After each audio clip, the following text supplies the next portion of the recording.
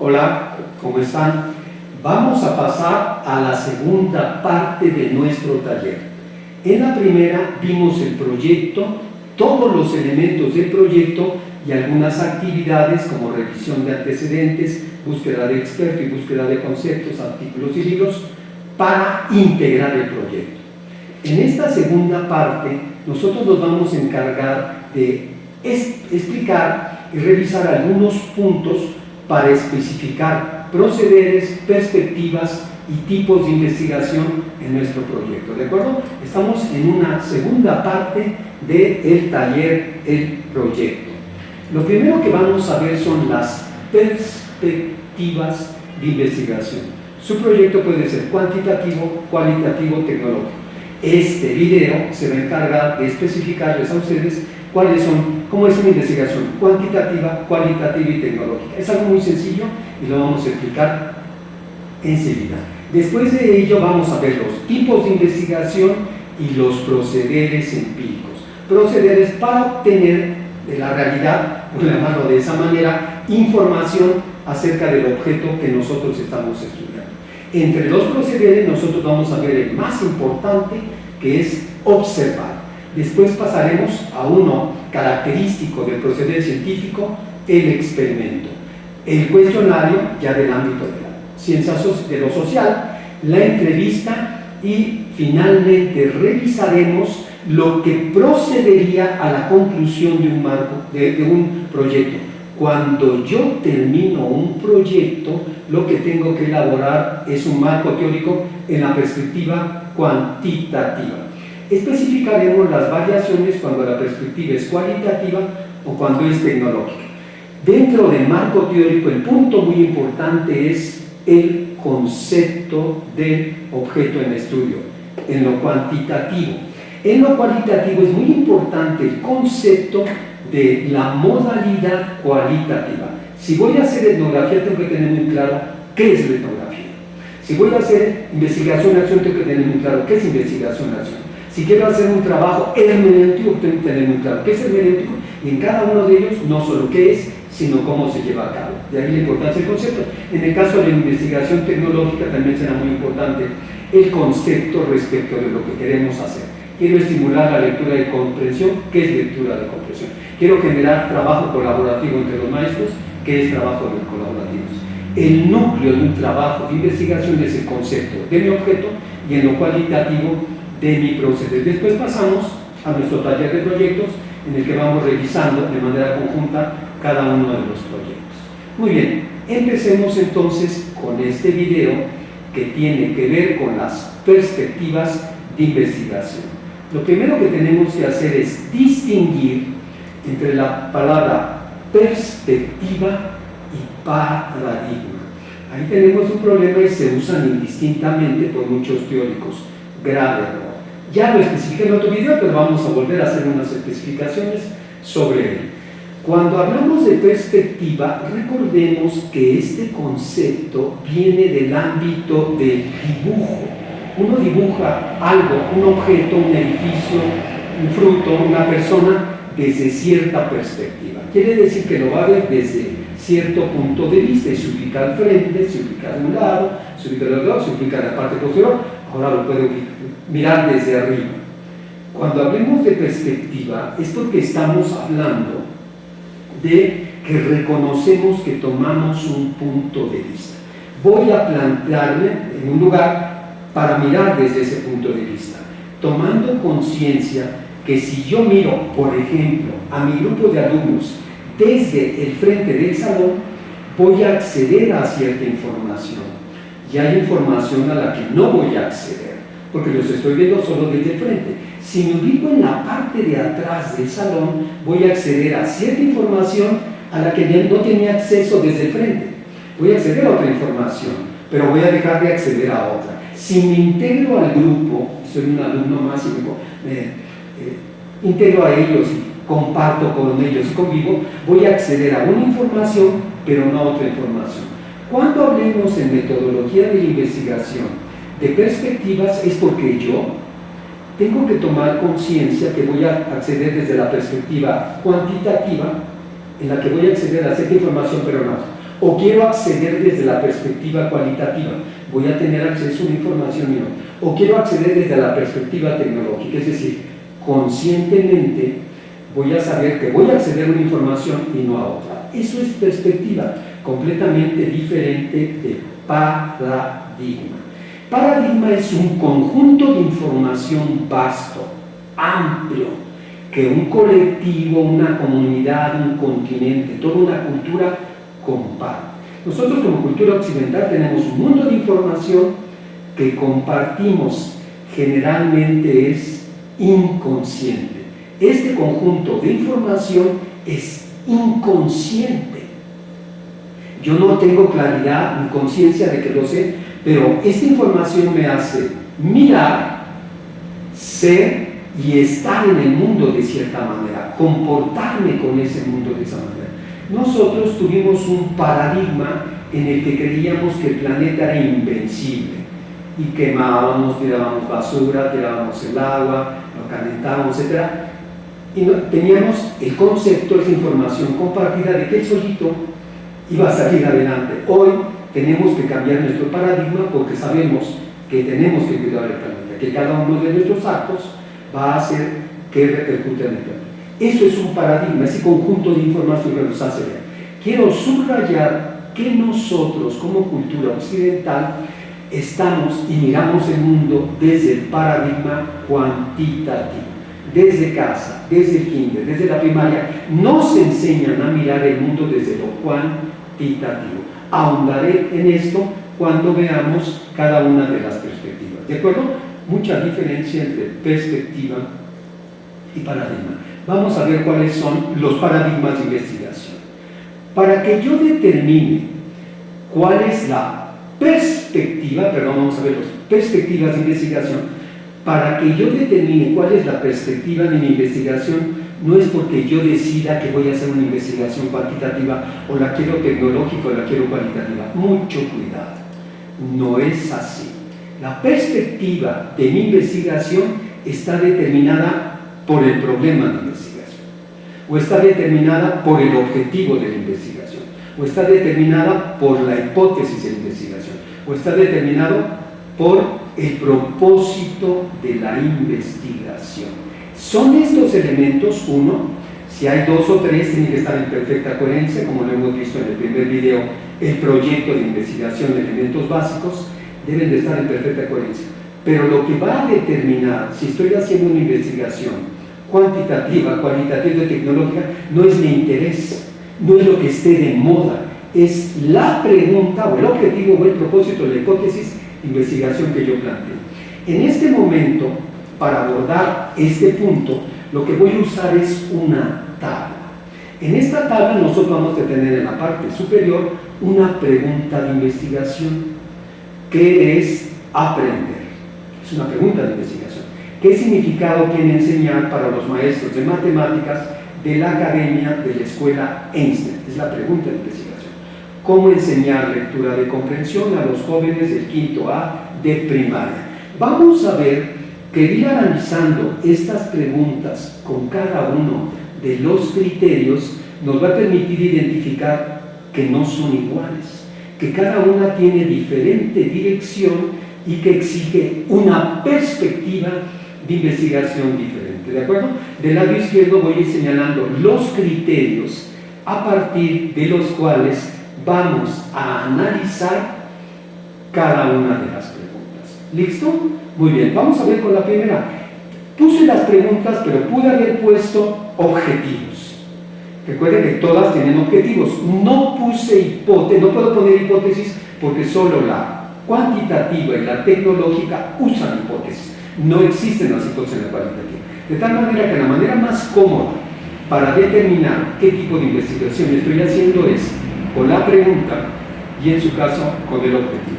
Vamos a ver entonces. Lo primero que vamos a revisar respecto de estas preguntas es determinar si la pregunta es universal, es decir, es una pregunta que abarca todos los casos, que abarca lo pasado, lo presente y lo futuro. Así hice la pregunta. ¿O es una pregunta particular? Examinen cuidadosamente cada una de las preguntas que les he puesto. me gustaría que detuvieran el video y examinaran con cuidado, porque les va a permitir identificar preguntas cuantitativas, cualitativas o tecnológicas. Deténganlo un momento. Muy bien, ya revisaron cada una de las preguntas con mucho cuidado. Es muy sencillo, no es nada del otro mundo. Vamos a ver cada una de ellas. La primera, ¿qué es aprender? ¿La pregunta es particular o la pregunta es universal? ¿Qué es aprender? Está haciendo una pregunta para todos los casos, para todas las partes del mundo, no importa que haya sido en el pasado, en el presente, en el futuro, no importa que sea en México, en China, la pregunta es universal. En la primera tenemos una pregunta universal. ¿Se percatan? Vamos a ver la segunda. ¿Qué significado tiene enseñar para los maestros de matemáticas de la escuela, de la academia de la escuela Einstein? ¿Cómo es esta pregunta?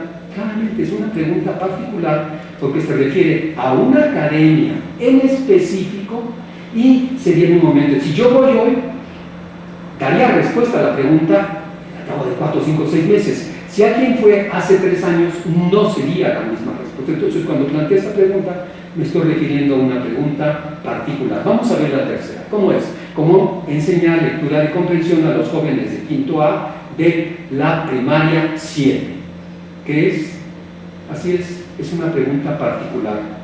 Hay preguntas universales y hay preguntas particulares. ¿Se percatan? Ya no estamos hablando del mismo proyecto de investigación. Vamos a ver otro criterio más. El investigador solo va a observar el objeto, es decir, no va a mover, manipular ni a interactuar con el objeto, o va a hacer con el objeto, o va a estar con el objeto. ¿Se dan cuenta? ¿En cuál de ellas el investigador solamente obtendrá información del objeto, pero no va a manipular, no va a manejar el objeto? ¿En cuál de ellas tiene que estar y vivir con el objeto? ¿En cuál de ellas tiene que manipular el objeto? Obsérvenlo con mucho cuidado. ¿Qué es aprender? Si yo trato de dar respuesta a qué es aprender, buscaré la bibliografía, buscaré los expertos, buscaré los artículos expertos, buscaré el concepto y trataré de explicar qué es aprender. Pero no interactúo con el objeto. Soy un observador, soy alguien que captura toda clase de datos para determinar qué es aprender. Mucho cuidado con la segunda. ¿Qué significado? La palabra significado tiene un peso muy importante. ¿Qué significado tiene enseñar para los maestros de matemáticas de la academia de la escuela Einstein? Yo tengo significado de muchas cosas. Para nosotros ser docente, ser padre de familia, ser compañero, ser mexicano, tiene un significado, pero no soy consciente de ello. No somos conscientes de lo que significan las cosas, salvo que vayamos a un psicoanalista o algo por el estilo para tratar de entender qué es. De tal manera que si bien actuamos respecto del significado que tienen para nosotros las cosas, no quiere decir que sea consciente. Entonces, si yo quiero saber en los maestros de la escuela Einstein qué significado tiene enseñar, tendré que estar con ellos y esperar a que de manera natural se expresen, comenten, señalen, refieran, discutan, y a partir de esos elementos que yo voy escuchando y mirando, sobre todo en sus prácticas, los comentarios de ellos, en sus notas, inferir qué es enseñar. Pero no les voy a preguntar. Si les pregunto, reaccionarán, dirán, no, es lo máximo, es mi razón. No. Yo tengo que ver realmente qué significa. Así es, nosotros tenemos una pregunta en la que el investigador tiene que ser observador, pero también participante. Tiene que integrarse en ese grupo de maestros para ver cómo interactúan, para ver sus prácticas, para ver sus notas, para escucharlos y tratar de inferir. En este caso, la pregunta nos está exigiendo ser un observador participante. ¿Se percatan? Mírenlo con mucho cuidado porque es una característica muy importante de este tipo de preguntas. Vamos a pasar a la tercera pregunta. ¿Cómo enseñar lectura de comprensión a los jóvenes del quinto A de la primaria 7? ¿Qué es lo que está pidiendo que hagamos?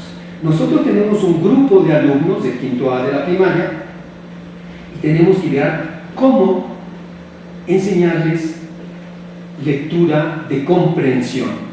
Muy probablemente están pensando que tenemos que revisar entre los libros varias propuestas, idear alguna o probar algunas. En ese sentido, el investigador lo que tiene que ser es un experimentador fundamentalmente. Idear algunas propuestas y probarlas para ver cuáles son más eficientes. Estamos hablando de un experimentador. Observen cómo cada una de las preguntas exige una condición, una práctica diferente del investigador. Vamos a ver otro criterio. La búsqueda de la respuesta es una labor. Observen con mucho cuidado cómo están planteadas las preguntas. Cuando nosotros planteamos una pregunta, nosotros podemos tener una respuesta divergente. Cuando yo refiera que la posibilidad de una respuesta sea divergente, quiere decir que a la pregunta hay muchas posibles respuestas correctas. Observen esas tres preguntas. ¿Cuál de ellas está planteada de tal manera que hay muchas posibles respuestas correctas? Esta es una pregunta de carácter divergente. Voy a tener una pregunta de carácter paralelo, fíjense muy bien, el concepto que es de carácter paralelo, cuando si yo hago la investigación voy a dar una respuesta. Si una compañera mía, la compañera Inés, hace la investigación, ella va a dar otra respuesta no igual a la mía, porque mis características, mi formación me va a permitir integrar una respuesta. Si lo hace mi compañera Inés, va a integrar otra respuesta. Si lo hace el doctor Gustavo Abel, va a integrar otra respuesta. Paralelo quiere decir que cada investigador va a integrar y dar una respuesta que no tiene por qué coincidir con la del otro. La posibilidad es que haya varias respuestas paralelas. Esto es lo que propicia la pregunta. También voy a tener una pregunta convergente.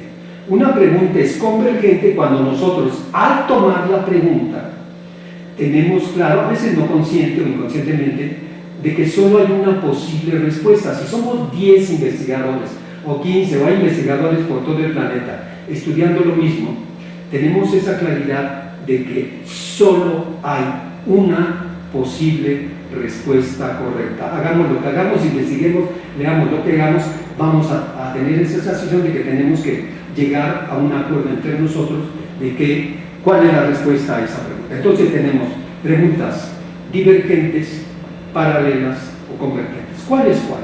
Veamos la primera. ¿Qué es aprender?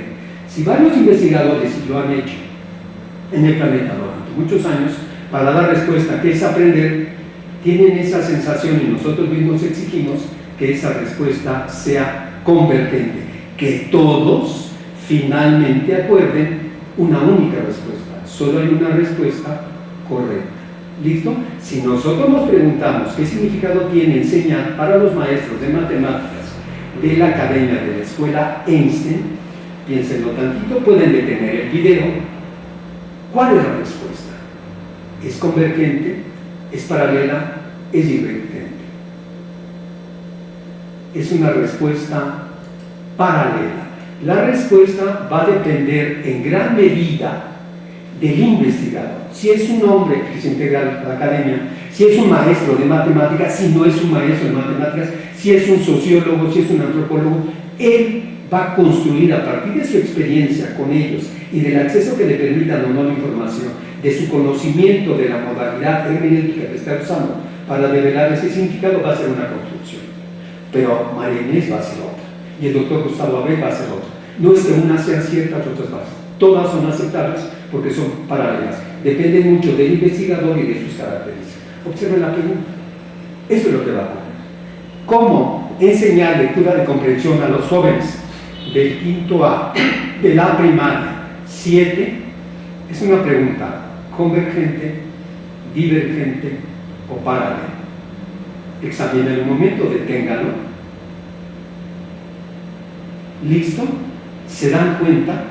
Es una pregunta divergente. Hay muchas posibles respuestas correctas para estimular la lectura de comprensión. Alguien dirá, si hay muchas posibles respuestas correctas, ¿cuál es la que voy a tomar? Aquí aparece un criterio muy interesante. Si hay muchas maneras de estimular la lectura de comprensión entre los alumnos de la primaria, yo voy a tomar la que tenga la condición de viabilidad. Viabilidad quiere decir lo que se puede con lo que se tiene. Es decir, alguien dirá, hay un software maravilloso. Compañero, no tenemos computadoras. Es que tienen que usarse estos libros. No tenemos esos libros. La particularidad de una pregunta divergente respecto de cuál es la respuesta correcta es la que sea viable, la que se puede implementar en ese espacio, con esos alumnos, con esos recursos, con ese maestro. No lo pierdan de vista, pero cada una de las preguntas nos está llevando por diferentes caminos. Obsérvenlo. Vamos a ver un criterio más. El discurso final, o sea, cuando yo da respuesta a esa pregunta, los discursos pueden ser diferentes. Hay discursos que son descriptivos comprensivos.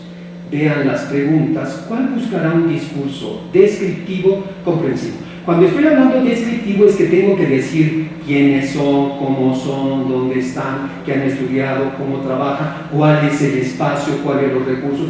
Es decir, es una descripción densa. Uno de los grandes autores de estas descripciones comprensivas, Clifford, dice, es una descripción densa que está escrita desde los otros, no con mis términos de especialista, sino voy a buscar las palabras de los otros, la manera de mirar del otro, la manera de conceptuar del otro. Y con esta descripción, cuando tú la leas, o cuando yo la lea, va a parecer que yo estoy en ese espacio. Voy a sentirme uno más integrado, es una descripción comprensiva. Decir qué ocurre, pero desde el otro, con los términos del otro. Una de estas preguntas busca una descripción comprensiva. Otra busca una descripción conceptual, descriptiva, descriptiva comparativa, explicativa teórica. Una de estas preguntas me está pidiendo una respuesta conceptual,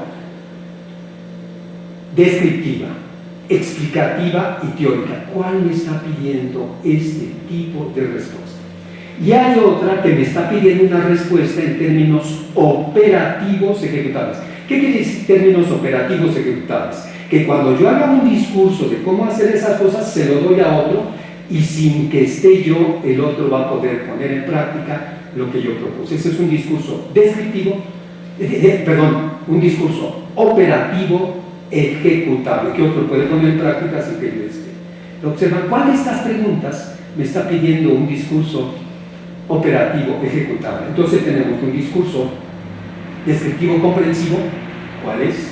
¿Cuál pide un discurso conceptual, descriptivo, comparativo, explicativo, teórico? ¿Y cuál me está pidiendo un discurso operativo ejecutable? ¿Qué es aprender? ¿Qué tipo de discurso me está pidiendo? Así es un discurso conceptual, descriptivo, comparativo, explicativo, teórico. Conceptual porque tengo que dar el concepto de qué es aprender. Es muy interesante, pero en esta lógica digo que es aprender comparándolo con no aprender, comparándolo con memorizar, comparándolo con repetir. Es un discurso comparativo. ¿Sí queda claro? Muy bien, y puedo llegar hasta la teoría, en la que tendré que explicar qué es aprender. Ahora, ¿qué ocurre con la segunda? ¿Qué significado tiene enseñar para los maestros de matemáticas de la academia de la escuela Einstein? De estas, nuestras tres opciones, quiero hablar desde los maestros, desde su manera, desde cómo sienten. Es una descripción comprensiva, es un discurso descriptivo comprensivo. ¿Se dan cuenta? Porque cuando yo lea, va a ser como si estuviera entre ese grupo de maestros y mirara qué significado tiene para ellos enseñar. Veamos la tercera. Es fácil, claro que sí, porque son discursos que manejan mucho ustedes como maestros. Es discurso operativo ejecutable. Si yo quiero decir cómo enseñar lectura de comprensión a los jóvenes de quinto de primaria, tendré que decir cómo hacerlo, pero tomar en cuenta quiénes son ellos, cuáles son los recursos disponibles, quiénes son sus maestros. Se percatan, observen con mucho cuidado que hay grandes variaciones entre aquello que parecían simples preguntas de investigación y me están mandando en diferentes direcciones. En esta sí se lo voy a ir explicando yo, porque la pregunta en esencia de cada uno de ellos está como en esencia en el núcleo. Vamos a ver que cuando nosotros nos preguntamos qué es aprender, este tipo de preguntas en esencia se está preguntando cómo es. ese objeto, qué es aprender, qué es la supervisión, qué es la docencia, qué es ser docente. Se pregunta qué es. Esta es la pregunta inicial descriptiva. Tiene una subpregunta que complicaría más de investigación si la podemos abordar, pero necesitamos mucha información. ¿Qué es aprender y por qué eso es aprender? Este por qué complica la investigación. No digo que no lo haga, pero tenemos que tener todo un bagaje teórico y mucha información para poder lograr una explicación y una teorización. Es decir, en primer momento, conceptual y describir. Hasta ahí me creen. Explicar y teorizar es más complejo. ¿Sí queda claro? Esa es la esencia de esta pregunta. En la segunda, ¿cuál es la pregunta esencial? La pregunta esencial es ¿cómo viven un grupo de personas? No está presente en este, ¿no? Pero si nosotros nos preguntáramos ¿quiénes son los maestros de matemáticas de la escuela Einstein? ¿Quiénes son? Nos estamos preguntando ¿cómo viven? ¿Qué hacen? ¿Sí queda claro? En este caso está más enfocada al significado. ¿Qué significado tiene para ellos enseñar? Esa es la esencia de este tipo de preguntas. Observen la tercera, porque la tercera es muy importante, es muy habitual en el ámbito de la docencia. La pregunta en esencia es ¿cómo hacer para lograr que tenga lectura de comprensión? ¿Cómo hacer para promover el trabajo colaborativo? ¿Cómo hacer para desarrollar el pensamiento matemático? Son preguntas muy habituales en el ámbito de la docencia. ¿De acuerdo? Con estos elementos, ustedes podrán determinar, ustedes detengan tantito su video, podrán determinar si la investigación, de qué perspectiva estamos hablando. Es una perspectiva cuantitativa, cualitativa o tecnológica. ¿Cuál es cuantitativa, cualitativa y cuál es tecnológica? ¿Por qué? Deténganlo tantito, anoten por ahí cuantitativo, cualitativo y tecnológico y determinen cuál es cuál. ¿Ya lo hicieron? Muy bien. ¿Qué tipo de pregunta es la primera? ¿En qué perspectiva está? Espero que lo hayan identificado muy bien. Cuantitativa. Una pregunta científica. Una pregunta que quiere conocer una parcela del mundo. Quiere saber cómo es y por qué es la perspectiva científica. Galileo quería saber si éramos o no el centro del universo. Darwin quería saber, ¿existe o no evolución entre las especies? La ciencia trabaja con objetos universales. ¿Qué son los mamíferos? ¿Qué es la vida? ¿Cuál es el origen del universo? ¿Cuáles son las leyes de la gravitación universal? Son preguntas universales. ¿De acuerdo? Vamos a ver la segunda. Observen con mucho cuidado lo que hemos visto. La segunda va a ser una de la perspectiva cualitativa. La perspectiva de investigación cualitativa.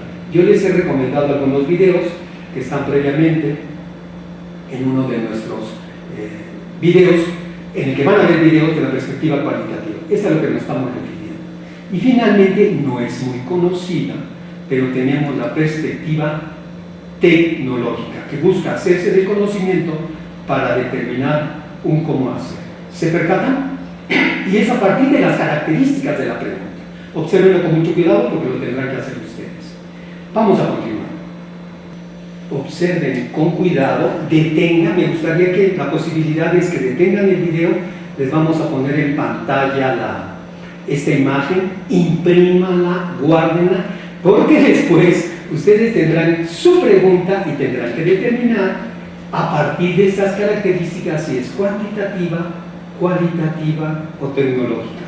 Observen con mucho cuidado que es la pregunta. Y hay que tener mucho cuidado porque de repente se preguntan ¿cómo enseñar lectura y comprensión? Ah, no, como la variable lectura y comprensión ya es cualitativo. Grave error. Grave error. Tienen que analizar con más cuidado, con estos y más criterios que no voy a ahondar ahorita, pero más adelante les voy a dar bibliografía para que puedan revisar con más precisión si su pregunta es cuantitativa, cualitativa o tecnológica. ¿De acuerdo? Ahora vamos a continuar, porque lo que vamos a hacer es que yo voy a caracterizar a partir de la pregunta y la perspectiva cada una de estas perspectivas para que tengan más conciencia de que son realmente diferentes. No lo vamos a ver ahora, estará en otro documento, lo veremos. No existen investigaciones mixtas, no existen investigaciones mixtas. He señalado que la pregunta cuantitativa es universal y la pregunta cualitativa es particular. La pregunta cuantitativa es universal y la pregunta cualitativa es particular. Si hago una mixta, la pregunta será universal o particular. Se los dejo de tarea, porque si la pregunta cuantitativa es universal y la cualitativa es particular, ¿qué características tiene una pregunta mixta? Es un particular. Y vamos a ver otras particularidades ahora. Muy bien, vamos a ver cómo conceptúan la realidad cada una de las perspectivas. La manera como miran, cómo entienden el mundo, que va a estar muy influenciado por su paradigma, cómo entienden el mundo. Recuerda que paradigma es ese conjunto de información que nos hace estar, ver y hacer con el mundo. Los cuantitativos, para los cuantitativos, la realidad es constante. ¿Qué quiere decir constante? Que esto hoy es un mouse. Mañana, ¿qué va a ser un mouse? Dentro de 3 años lo que haya quedado del mouse, si lo cuidamos, el mouse. Pero no, esto es un mouse y mañana es un conejo. Para la ciencia, los objetos son relativamente constantes, no estáticos. De repente se dice que la ciencia de los objetos son estáticos, no, son constantes. Hay una evolución, pero si bien hay una evolución es lenta, paulatina, y así se crea el universo y así se hace la evolución de las especies, pero muy lento en comparación al tiempo que vivimos nosotros en el planeta. Entonces, para los científicos la realidad es constante. Si yo entiendo que la realidad es constante, entonces si esto es un conejo y mañana eso sigue siendo el conejo, yo sí puedo estudiarlo para ver qué va a pasar por el conejo. Nosotros tenemos que entender que la realidad es constante para estudiarla y poder saber a futuro qué es lo que va a pasar, ¿sí? Y es independiente. Esa característica es muy importante, sobre todo principalmente cuando empezó la ciencia. Cuando empezó la ciencia se estudiaba física, química, biología, astronomía. Las grandes ciencias iniciales fueron estas. Para un físico, un químico, biólogo, es muy sencillo, puedes equivocar, pensar que la realidad es independiente. Es decir, yo puedo estudiar las plantas, puedo estudiar vectores, puedo estudiar las fuerzas, puedo estudiar la luz, y el que yo las estudie no va a hacer que se transformen. Así lo creían. El estudiarlas no hace que cambien. En realidad sí cambian, pero así se construye la ciencia. Pueden buscar ustedes por internet un video que se llama Las dos manchas, el experimento de las dos manchas. Ahí les explicará con detalle, no quiero perderme ahorita, de cómo sí influimos cuando estudiamos los objetos.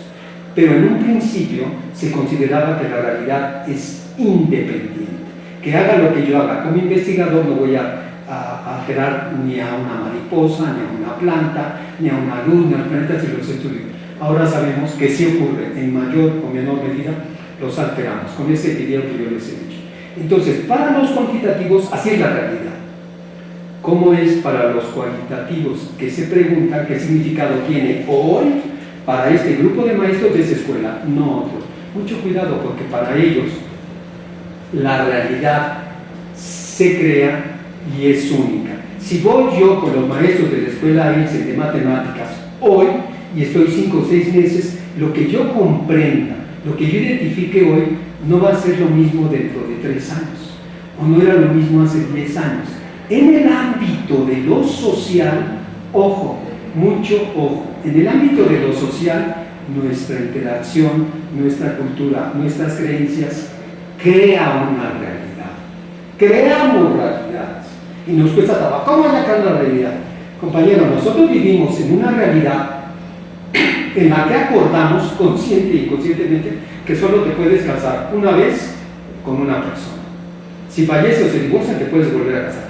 En otro mundo crean otra realidad y dicen, no, te puedes casar con todas las mujeres que tú puedas, si las puedes mantener. En otra realidad tú te vas a casar con un niño a los 10 años o con una niña que escoja tu papá y tu mamá. Cada quien crea su realidad. En el ámbito de lo social, entendemos que ese mundo en el que vivimos, de carácter social, no estoy hablando de carácter físico, es creado por nosotros, ¿sí? Se crea y cada momento es único e irrepetible. Mucho cuidado. Observen cómo lo hace Nixon, no sé porque tendrás que ser una combinación de los dos, me parecen fuera de lugar, un absurdo. Tenemos una tercera pregunta: ¿cómo es la realidad? Ahí hay una maravilla, porque estos sujetos identifican, y lo hacen muchos docentes, que la realidad es única. Cuando hemos dado clases, nos hemos dado cuenta que cada grupo es diferente, que no hay grupos iguales, y que cada vez tienen más que enseñarnos para que nosotros seamos mejores maestros. Pero lo que es una maravilla es que el tecnológico está diciendo: esa realidad puede ser mejor, y soy yo el que lo puede cambiar. Eso es una maravilla. Los docentes, cuando van a dar clases de literatura, de inglés, invariablemente, a partir de todo lo que hicimos en su formación, cuando llegan a ese espacio dicen: esto puede ser mejor, eso ya es grande. Son ellos los que han construido el mundo, son ellos los que han mirado cómo esto puede ser mejor, y la maravilla es que dice: yo soy el que te puede decir cómo hacerlo. Esto es maravilloso. Entonces es única y se puede cambiar. Esta manera de mirar el mundo es tan grande que es la que nos hizo pasar de nómadas, de ser animales nómadas que íbamos en busca del alimento y mejores condiciones, de nómadas a sedentarios. Y nosotros dijimos: somos capaces de mudar el mundo, y eso hizo una gran transformación en la humanidad. ¿De acuerdo? Esta es una gran pregunta. Vamos a ver otra característica de esto, interesante. El investigador, a la hora que plantea la pregunta, analicen solo los elementos que están en la pregunta, no pongan más elementos, solo las palabras que están en la pregunta son los que deben de analizar para ver si el sujeto acepta cómo es el objeto y solo quiere conocerlo, o no le gusta cómo es esa realidad y quiere transformarla. Tenemos que es aprender. El investigador acepta el objeto o no acepta el objeto. Sí, lo acepta y solamente quiere conocerlo. Sí hay una aceptación del objeto. Todos los científicos están cautivados por el objeto y quieren saber del objeto. Esa es la característica fundamental del científico. No quiere cambiar, quiere conocer. En el otro, acepta cómo es el objeto, qué significado tiene enseñar para los maestros de matemáticas de la academia de la escuela Einstein. Sí, solo quiere conocerlos. En este que es el cualitativo hay una cosa fundamental. Un investigador cualitativo es solidario con el grupo, acepta cómo es el grupo, toma su manera de ver el mundo y no quiere cambiar, solamente quiere que nosotros lo conozcamos. No va a juzgar. Algo que se dice tan sencillito, no es tan fácil no juzgar, ¿no? Porque está uno viendo y dice: ¿cómo que van a casar un niño con una niña de tan pequeños? ¿Cómo que se puede casar con varios? ¿Cómo que este es un rito de iniciaciones? No, un investigador cualitativo es solidario y no va a juzgar. Difícil, no es tan sencillo como los humanos. Nosotros podemos ver cómo es una familia y no la tenemos que juzgar. Ya me avancé con el tercero. El tercero, la investigación tecnológica, no acepta. Vean con mucho cuidado cómo enseñar lectura de comprensión. ¿Por qué? Porque los alumnos de quinto A de la primaria 7 no tienen lectura de comprensión. Hay algo que no me gusta y yo quiero cambiar esa realidad. ¿De acuerdo? Observen con mucho cuidado, porque estamos entrando rápido a las entrañas de una perspectiva cuantitativa, cualitativa y tecnológica, solo mirando la pregunta. Muy bien, el investigador va a estudiar el objeto, solamente su objeto, o tanto el objeto como el contexto. Tengo que mirar solo el objeto o el objeto y el contexto. Esto es muy sencillo. Veamos, ¿qué es aprender? Solo es el objeto. Solo quiero conocer un objeto, que lo he dicho, es de carácter universal, porque aprender está hablando en términos universales. No es qué es aprender en niños chinos, o qué es aprender en niños mexicanos, qué es aprender en niños de Oaxaca. No, en general, ¿qué es aprender? La ciencia, lo he dicho, toma objetos universales. ¿Qué significado tiene enseñar para los maestros de matemáticas de la academia de la escuela Einstein? Recuerden que les he dicho que va a ser una descripción comprensiva.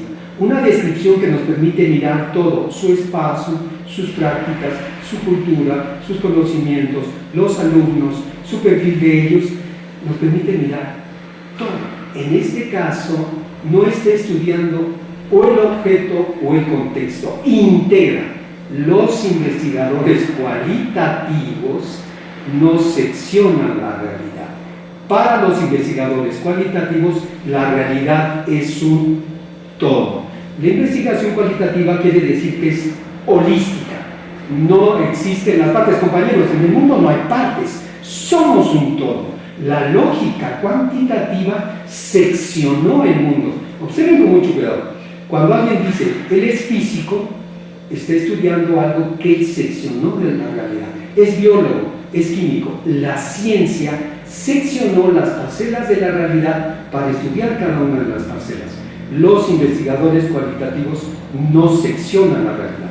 Si quieren hacer investigación cualitativa, lean los trabajos producto de investigación cualitativa y lean las modalidades, porque lo único que tienen que hacer para pasar de lo cuantitativo a lo cualitativo es dejar de mirar el mundo como lo han mirado toda su vida. En lo cualitativo no existen las variables, en lo cualitativo no existen las muestras de sujetos, no existen las poblaciones, no seccionan la realidad.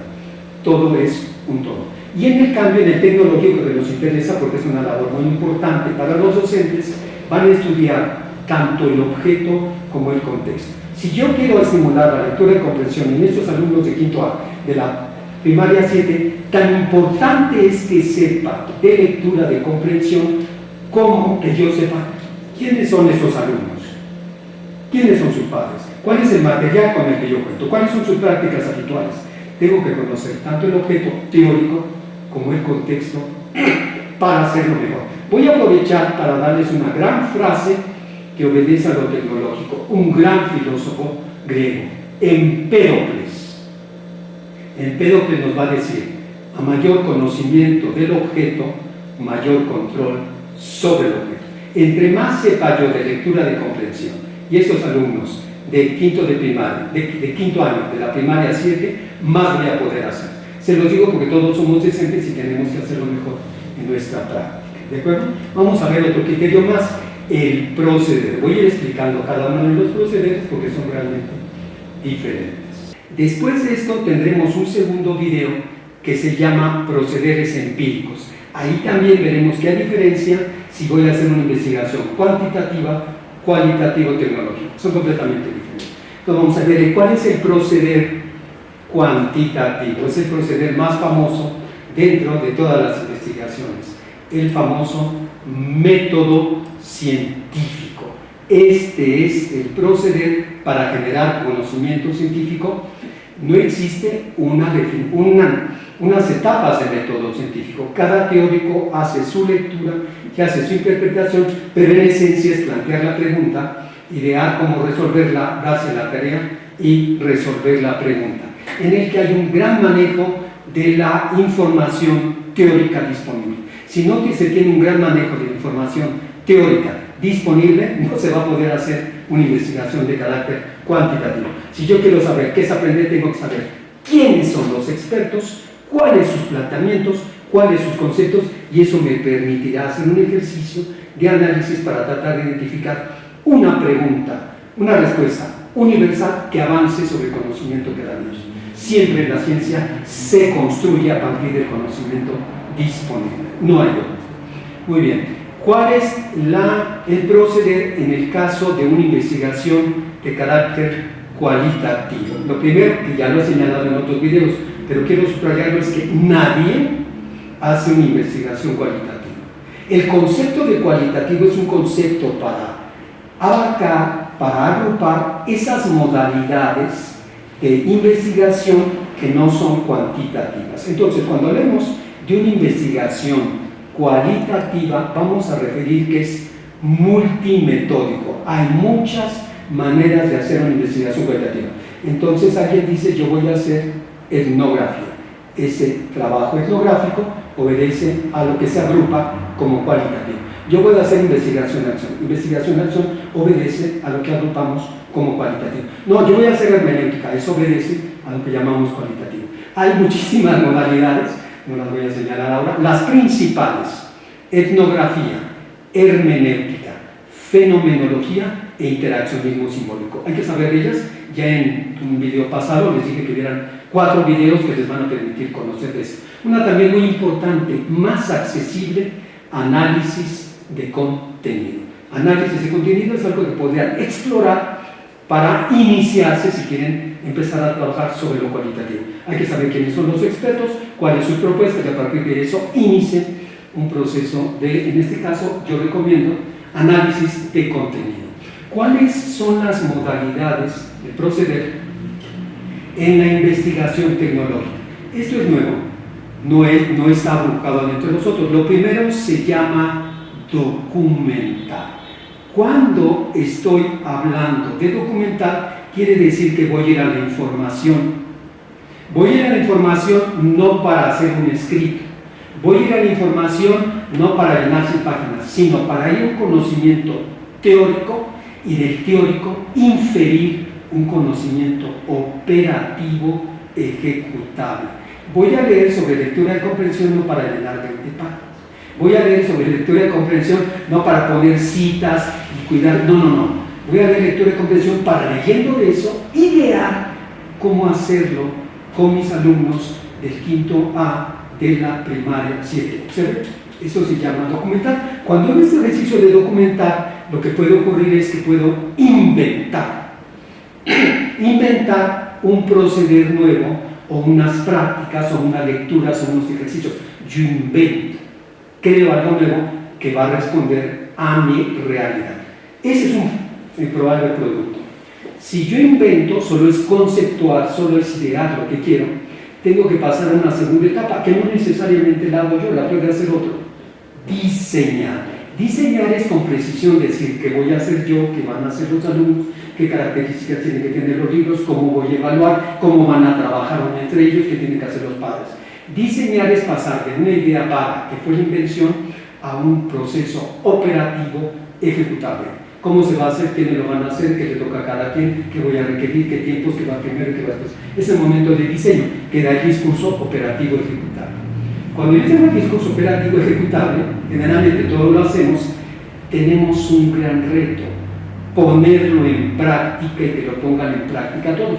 Si yo solo lo pongo en práctica con mis alumnos, lo estoy probando, pero no estoy logrando la innovación. Mucho cuidado. Vamos a hablar de innovar cuando lo que yo he propuesto lo van a difundir masivamente, lo van a consumir masivamente. Quiere decir que yo propuse algo que ahora usan todos los maestros de quinto año de primaria. Eso es innovar realmente. Se difunde, se consume, y si tenemos fortuna, hasta se comercializa masivamente. Estos son los productos de la investigación tecnológica: un invento, un diseño, una innovación, a partir del gran proceder que es documentar. ¿Queda claro? Vamos a ver otra característica más que nos dan nuestras preguntas. ¿Cuáles son los recursos para conocer en lo empírico? Aquí solo los voy a señalar, y en el próximo video le daré una explicación a los fundamentales. El recurso para conocer lo empírico: los grandes recursos de la ciencia, los únicos recursos de la ciencia son observar, medir y experimentar. No hay más. Los únicos recursos de la ciencia son observar. Tiene una T ahí porque es como técnica. Vamos a explicar el otro video.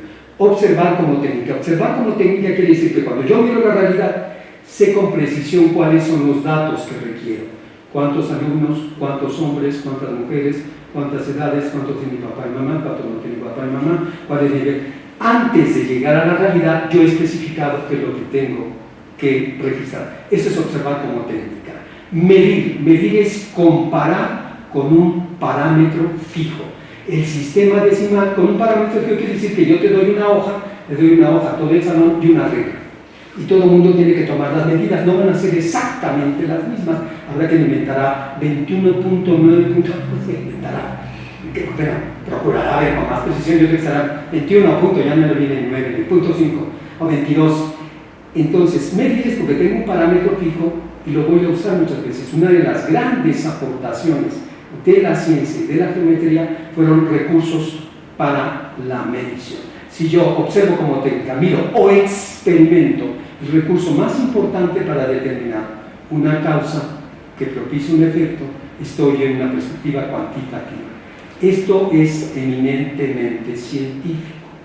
Los del ámbito de lo social han querido adaptar recursos que no son científicos. Las disciplinas sociales no son científicas. ¿Por qué? Porque fallan en la pulcritud conceptual. Supervisar, tutoría, enseñanza, aprendizaje, objetivos cognitivos, no hay precisión en esos conceptos. Y la gran particularidad de la ciencia que no poseen las disciplinas sociales es la predicción. Galileo dice, tal día, a tal hora, de tal momento, a tal momento va a haber un eclipse de sol, y así ocurre. Este tipo de afirmaciones no existen en las disciplinas sociales. No son ciencias a partir de estos dos criterios. Si alguien tiene otros criterios, los puede tomar, pero creo que son los fundamentales. Entonces, las disciplinas han tomado evaluar, que es cuando hacen test o pruebas para tratar de estimar algo, el conocimiento, el liderazgo, la motivación, las competencias, encuestar, cuando preguntan a toda una población, y entrevistar. En el ámbito de lo cualitativo, ¿cuáles son los procederes que vamos a tener? Vamos a tener dos. Observar como método. Observar como método quiere decir que yo me integro a este grupo de maestros y voy a mirar sin una intención definida, todo. Voy a mirar desde el espacio, quiénes son, cuáles son sus libros, cómo interactúan, todo. En la observación cualitativa no hay una intención definida.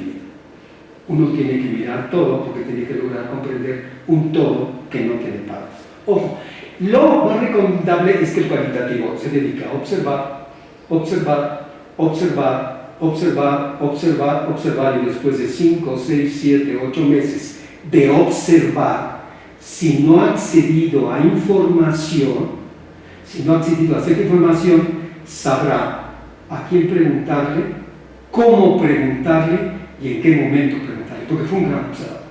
Como método. Importante, voy a hacer una especificación.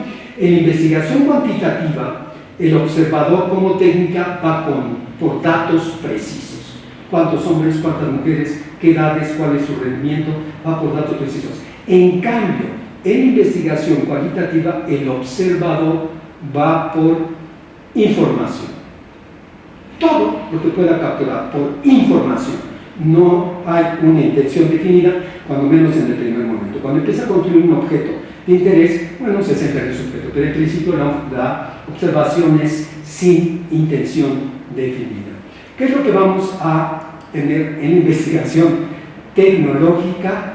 Todo, porque el investigador tecnológico tiene que abarcar lo más posible su realidad.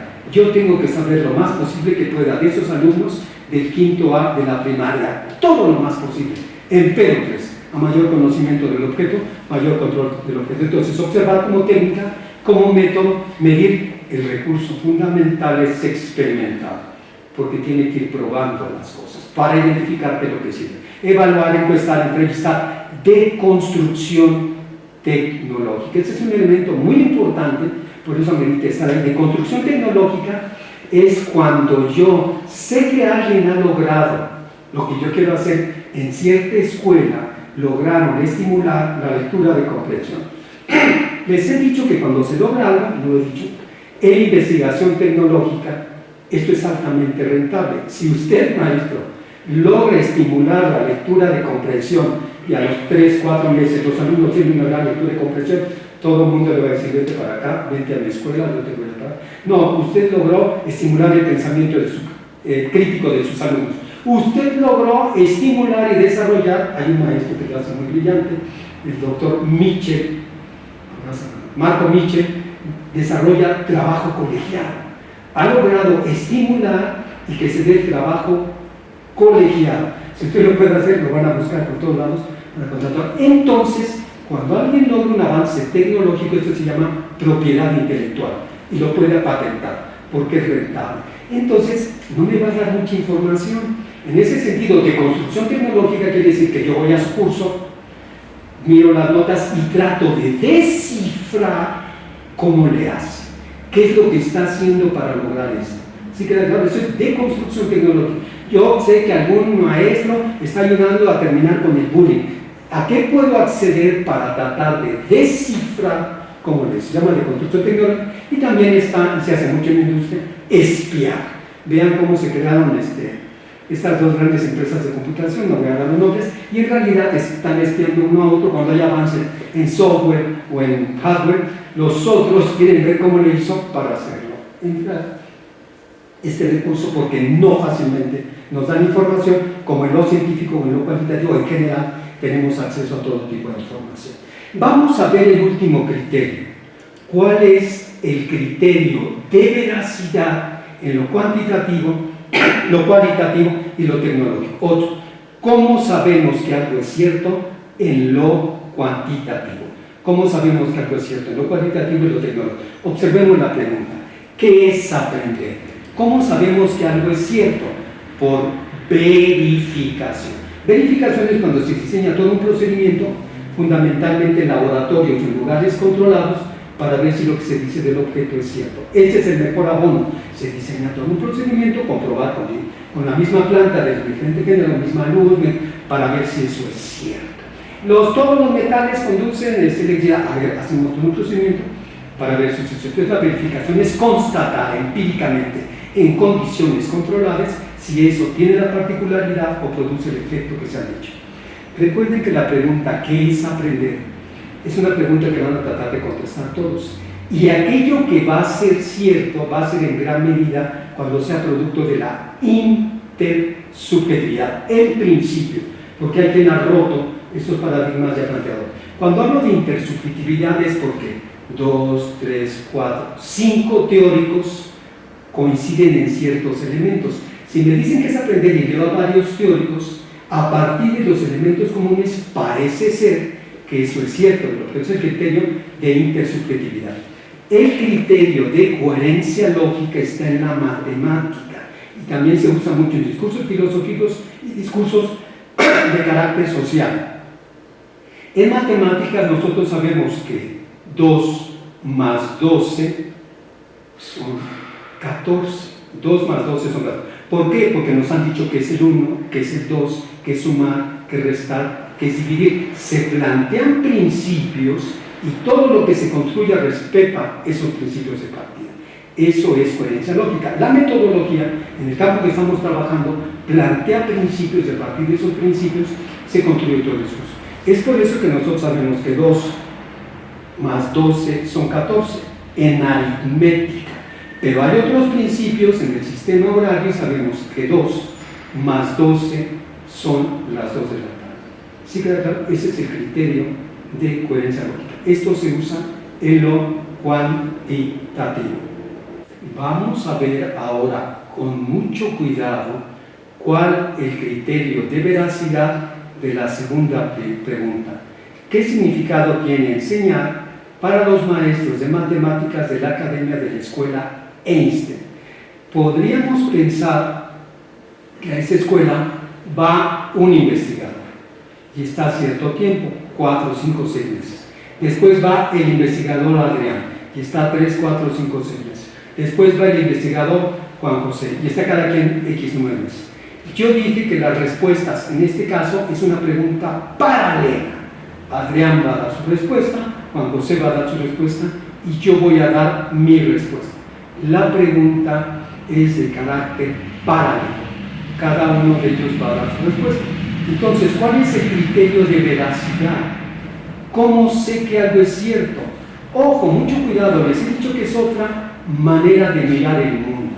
Es integrarme a nosotros para que yo trate de mirar desde ellos, para que Marinés trate de mirar desde ella. Pero el perfil, la formación, mi manera de interactuar e integrarme con ellos, me da diferentes lecturas y cada uno da sus lecturas. Luego entonces, en este caso, no lo hay, no me importa la veracidad. Eso pertenece a lo cuantitativo que quiere saber cómo es el mundo. En cambio, lo cualitativo quiere comprender o develar significados. y que cada quien puede con sus matices o de manera realmente diferente decir cómo viven, cómo significan. Mucho cuidado. En lo cualitativo no me interesa la veracidad. Hay aberraciones, porque en lo cualitativo tienen un proceder que se llama triangulación. Triangulación quiere decir que yo accedo a diferentes conocedores, es decir, hablo con un maestro que tiene su manera de mirar, hablo con otro que tiene su manera de mirar, y lo que trato es más o menos de identificar y de hacer más rica la lectura, no de decir quién tiene la razón. O hablo con alguien, veo los documentos y voy al lugar, y entonces trato de integrar una respuesta más completa, no de andar viendo quién tiene la verdad. Eso es una aberración en lo cuantitativo. Sí me preocupa la respuesta única en lo cuantitativo, pero en lo cualitativo lo que me interesa es una respuesta comprensiva. No existe mi preocupación por la veracidad. ¿Cómo se lo van a poner a los de los estudios mixtos? Aquí vuelve a haber una aberración. Ni conceptúan la realidad de la misma manera, ni el objeto es el mismo, ni el discurso es el mismo, no sé qué hacen en el mixto, hay errores. No existen investigaciones mixtas, lo diré varias veces.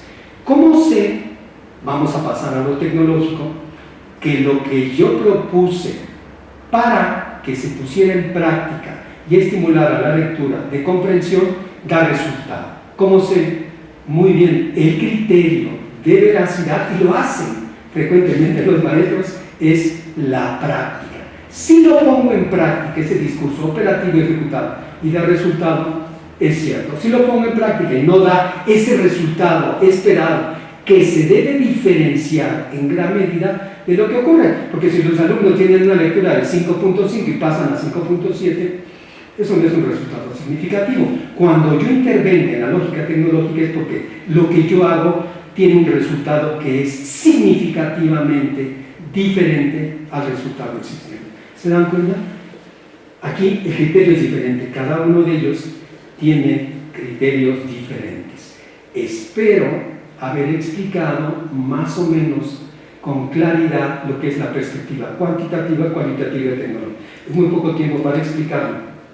Aún así, hay una bibliografía de mi autoría, porque soy el que maneja las tres perspectivas, para docentes o tesistas. La tesis y el trabajo de tesis en las perspectivas cuantitativa, cualitativa y tecnológica, de mi autoría con Limusa. Este es para docentes, pero tenemos uno que es para alumnos con, sin o a pesar de maestro, que se llama Metodología de Investigación, enfoque por competencias genéricas y disciplinares. Y ahorita que estamos grabando con ustedes, está en prensa un libro que se llama Investigar a partir de problematizar, acceder o diagnosticar. Esta es la bibliografía que les puede servir. ¿De acuerdo? Quiero agradecer a todos los maestros que me han tenido la paciencia, maestros del Sindicato de Maestros al Servicio del Estado de México, y recuerden, por la educación al servicio del pueblo. Muchas gracias.